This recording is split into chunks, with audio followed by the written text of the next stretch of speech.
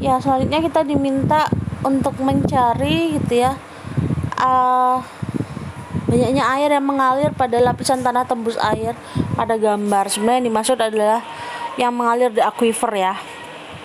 Ini gitu, kalau ada air mengalir di sini gitu ya, banyaknya berapa.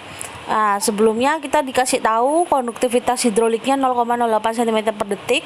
Kemudian kalau diamati lapisan tanahnya ini miring nih, dari yang atas aquifernya juga miring gitu ya, sampai ke bawah miring. Kalau kita bandingin di ini kan, ini cenderung landai nih ya. Ini kan ini cenderung landai sebenarnya, walaupun ya dia bergelombang gitu, tapi cenderung landai. Kalau ini nih terjal banget miringnya ya. Oke, nah kemiringannya itu adalah 8 derajat.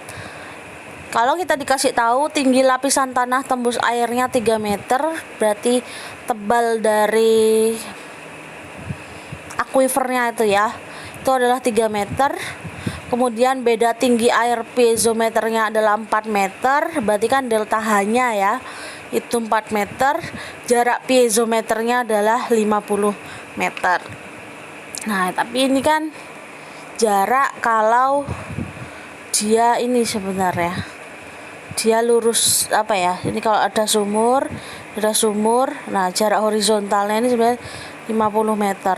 Tapi masalahnya kan dia sekali lagi dia tidak landai ya, tapi dia miring gitu.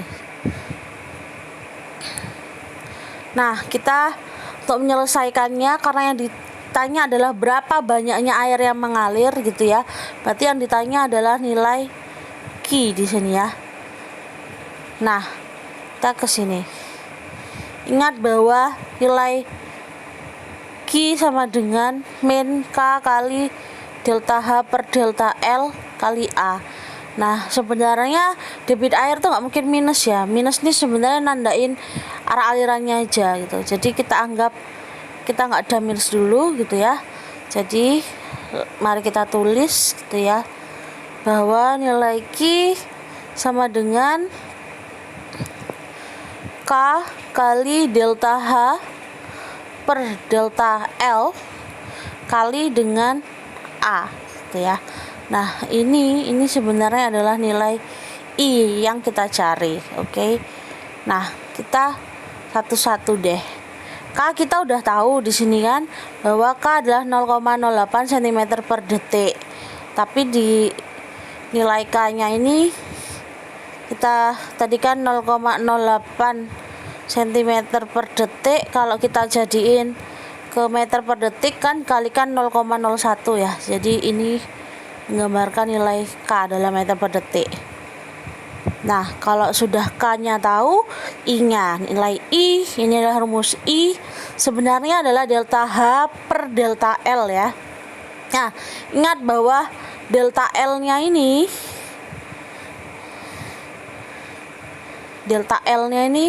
sebenarnya yang miring ini jaraknya berapa? Kalau miring gininya ini berapa?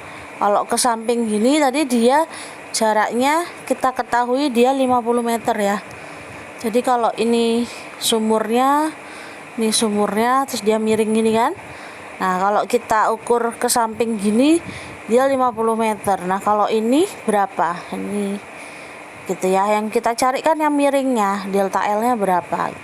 Nah, delta L-nya dalam hal ini adalah L per cos alfa.